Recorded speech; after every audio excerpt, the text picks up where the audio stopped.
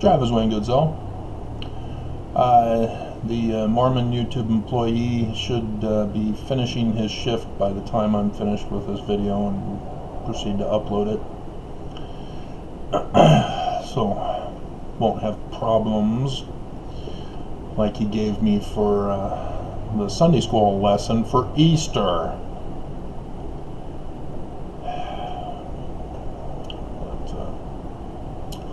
I was reminded about my time with Richard G. Scott.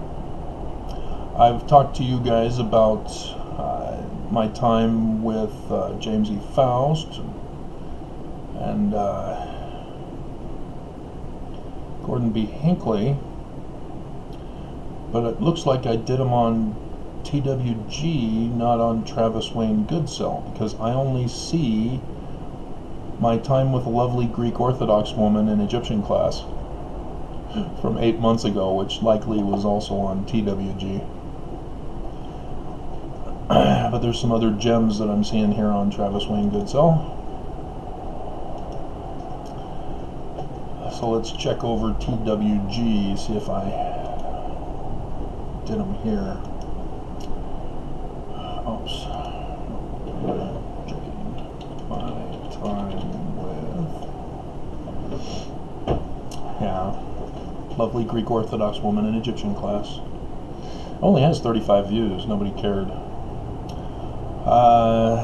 Biggest federal lawsuit against LDS Church shocks everyone. 64 views. And there it is. RICO seditious conspiracy, guys. You familiar with what's going on about January 6th? My lawsuit against the church. Okay. I'm not finding any of them. Are you kidding me? Did I not title it that way?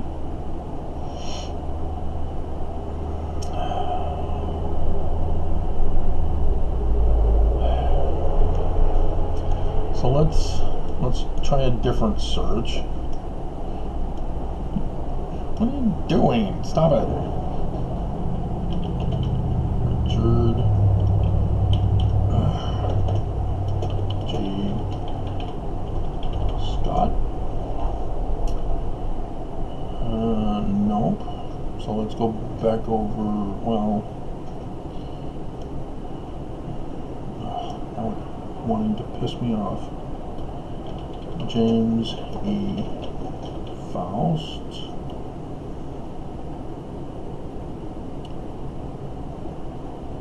Huh.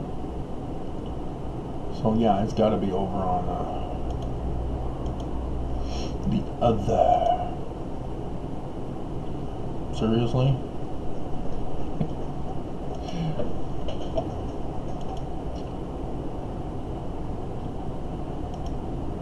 I had to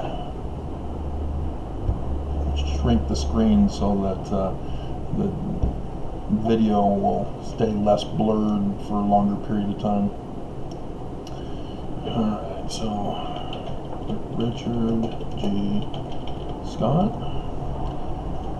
Don't tell me they've taken them all down. But yeah, nothing for Richard G. Scott. I know there's a James E. Faust somewhere. I know, there it is. My one-on-one, that's what it's called. With the late President James E. Faust. There we go. 249 views 2 years ago.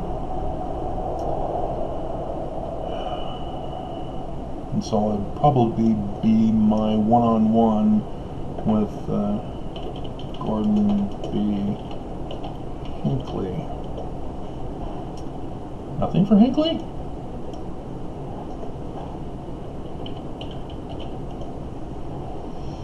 There it is.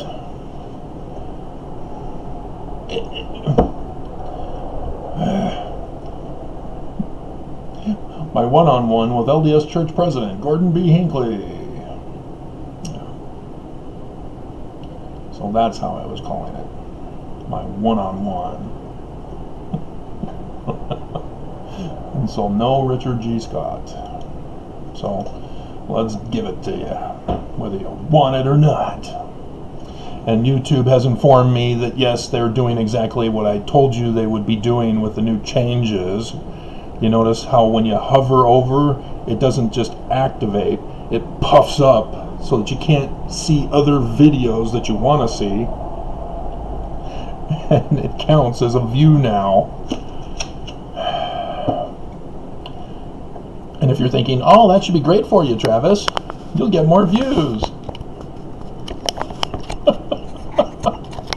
Why don't you talk to the Mormon YouTube employee about why I will not be getting more views? Come on. It's all having to do with algorithms. And so, back in the 2000s, I was divorced and going to the temple daily. And it was the Jordan River Temple that I was attending. And I'm doing my own family genealogy work, temple work for the family. Because January 1st, 2000, saw my mom doing them and I said, I'd like to do that. Give me an excuse to go to the temple. And this was back in the days where I thought we were still exodusing to Missouri and that Jesus was our Christ. Though I was aware of other things. But I deciphered Paleo-Hebrew, was also deciphering Egyptian characters that are not listed in the sign lists. And my dad thought he'd show me up about how dumb I am about Egyptian. And there was a computer online test, and he had failed it, so he was sure I would fail it too. So I took it. He hovered over me as I got 100%.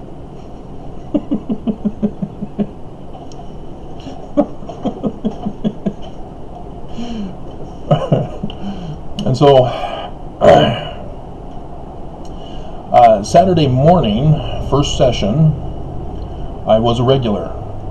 Everybody knew me.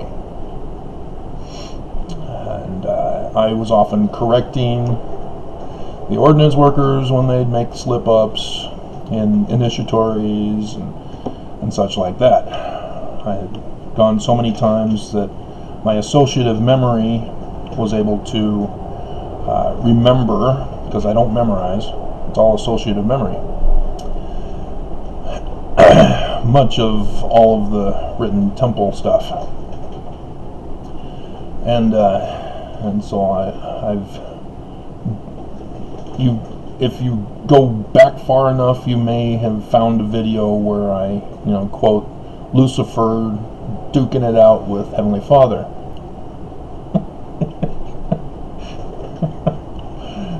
And the one time in the Salt Lake Temple where Lucifer got a little too into character and slammed the doors a little too harshly on his way out.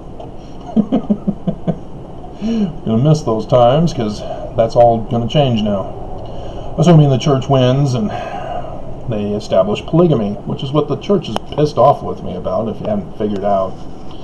If you go over my videos, you will recognize which videos pissed off Nelson the most. Because again, I sued the church. They know all about me. This was back in the 2000s. And so, Saturday morning session, I purposely wanted to sit in the back. The elderly wanted to be up at the front. I learned that it was also because most of them were ordinance workers, veil workers, and so they had to get on that first session and then rush to the next position that they need to be in, whether it's the veil or elsewhere in the temple for ordinances. And so you've got to understand, year after year after year, every single day the temple's open, I'm going to the temple. And so lots of genealogy cards, because of problems with the Temple Ready program. And so when I later would see Nelson, which I should have that video somewhere, my one-on-one with Russell M. Nelson, didn't think to check that one, but there should be something like that for him too, because that involves Super Smiths downtown as well as the temple. So long before the lawsuit. And this was after Faust, I do believe. So, and it would have been after Gordon B. Hinckley as well. Yeah.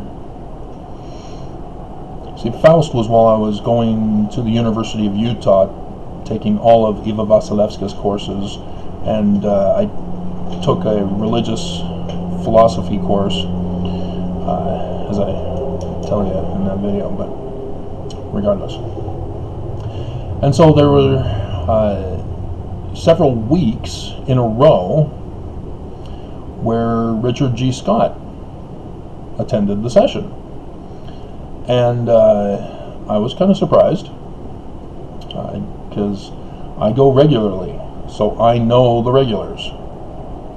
I know who's the ordinance workers or the veil workers versus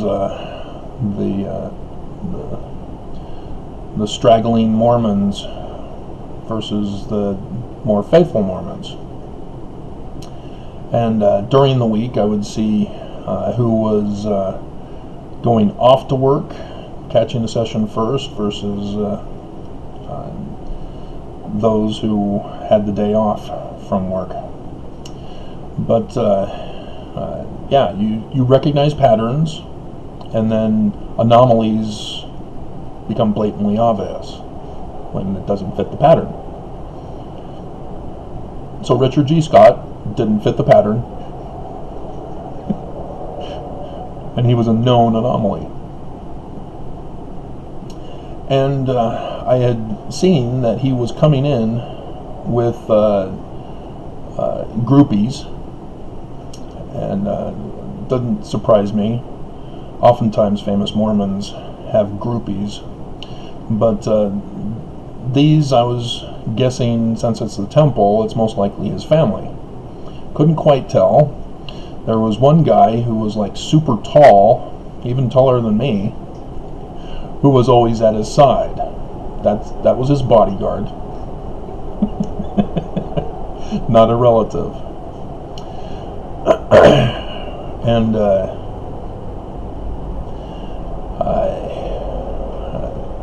and yeah, short guy. But there was, when he was going through, it seemed clear that he was bringing in his whole family, because those weeks, it was an overflow session of men. Not too uncommon to have it happen, because it's a Saturday and it's the first session, plus the veil workers and ordinance workers go through the first session as well, and so that fills up the men's side, whereas I guess the women don't necessarily go through a session, which can make sense, I guess, sort of. Not really, because they have veil workers for eaves, but yeah, more a requirement for men. But I noticed a redhead on at least 2 of the weeks, and then I remember not seeing her on 1 of the weeks. And you got to understand, I'm divorced and ceiling canceled, and so I'm obviously desperate, lonely, despite being in a singles ward. If you want to feel lonely, go to the singles ward. They'll help you out with no problem. There's our theme song in the description below.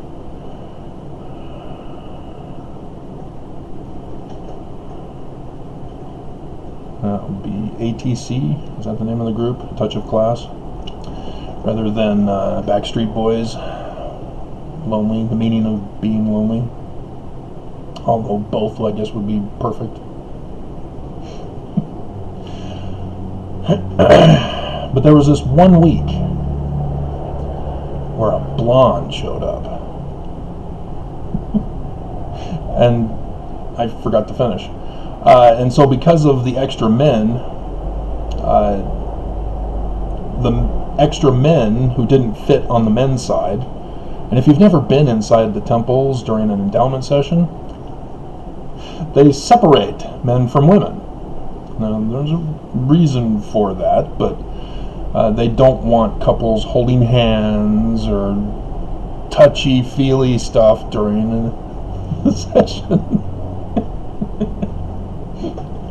Which I have seen when there is an overflow, the husband and wife purposely make sure to sit together, assuming they're husband and wife. But lots of fun times if you go regularly to the temple.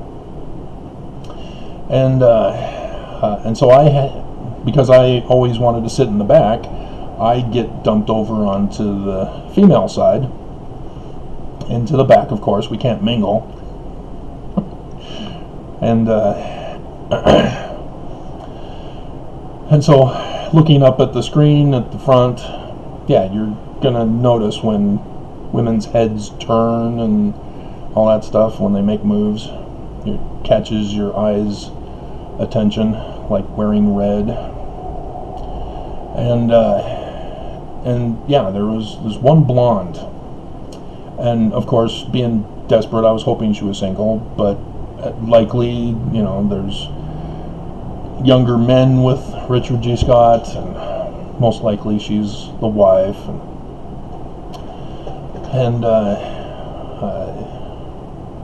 But I would notice that she was always looking over at Richard G. Scott in that general area, and there was a younger man about her age that seemed to be looking back at her and doing smiley thingies.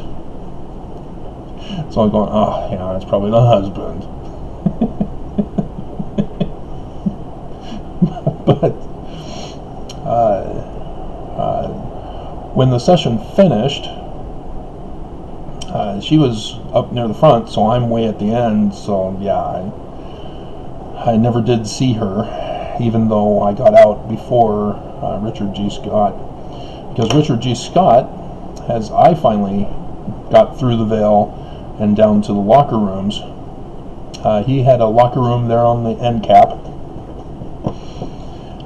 as it's called in stores, and there's the tall bodyguard, and I see that Scott's being distracted as he's trying to get dressed in the locker thing there, and this elderly man is right there at his locker, talking with him, just rambling off about this and that, and I just leave him alone. Leave celebrities alone. And so I see that and I'm going, oh God.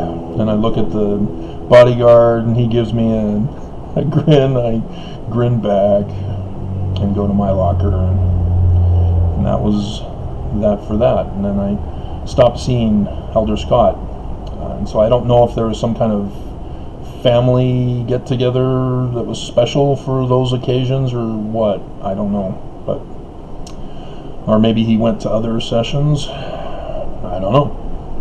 I never saw him again. But yeah, that's pretty much it. So yeah, the reason why is because I found her.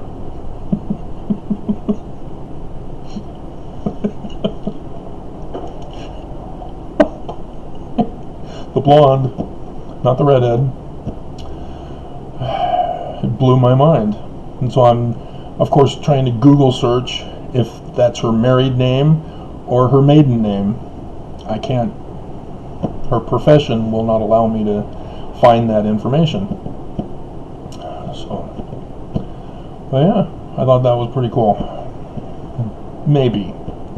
There's some problems, some conflicts, similar to another woman in the older singles ward that I was familiar with and knew, and who also I encountered her in her business profession, for which she was very mean and rude.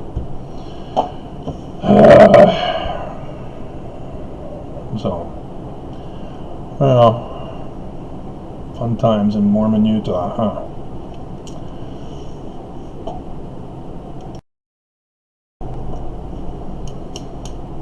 I almost forgot to let you in on this. When he died during the Tetrad, the pre-Tetrad for the latter days, there was a big controversy over his death. And if you saw my video where I talk about how it would just be too weird for the presidents of this church to know they're the great and abominable church and the false prophets, that Joseph Smith in July 1840 said they're going to betray Joseph and murder him and take over his church and call it the Church of Jesus Christ of Latter-day Saints.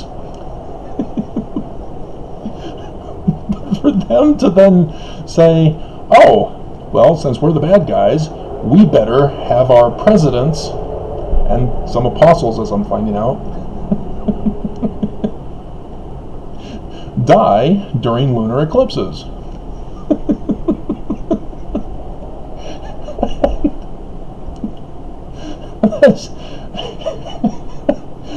That's just too incomprehensible at the moment. I'm setting that one aside, just considering it a joke at the moment. But there was the family that came out expressing concern, because if you remember, he and others of the 12 were getting up in conference talking about how, oh yeah, we'll get into these real heated arguments in our meetings, but in the end, we all agree.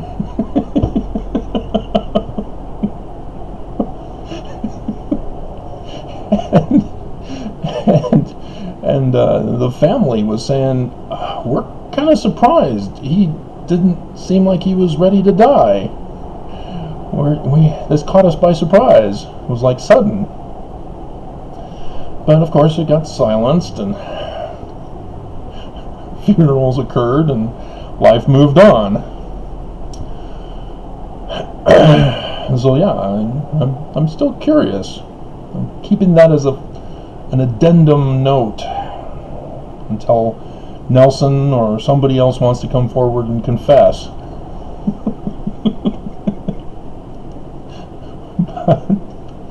But yeah, that was very strange to have the family surprised and concerned that there may have been foul play.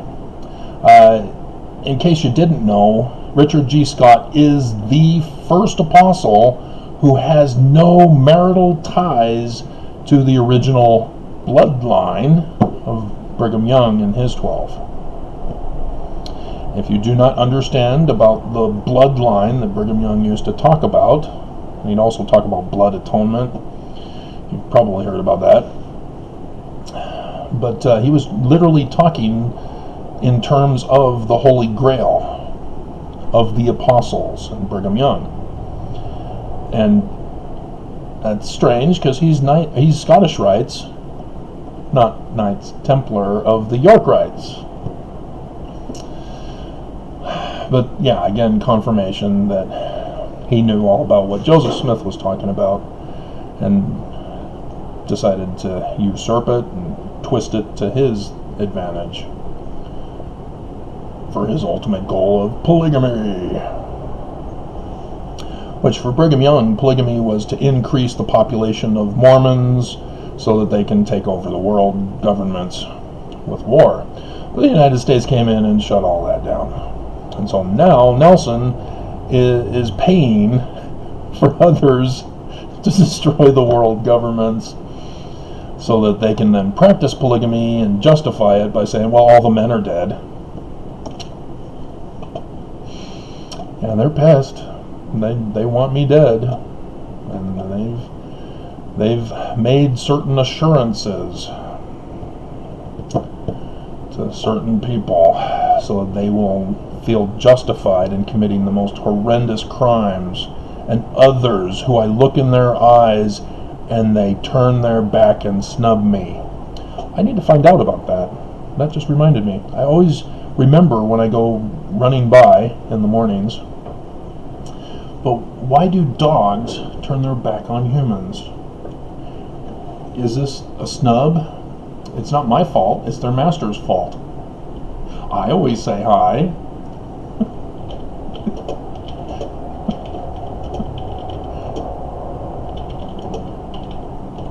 Why do dogs turn their back to you? He is showing you that he's friendly and trusts you? What? In human terms, it's, I'm snubbing you.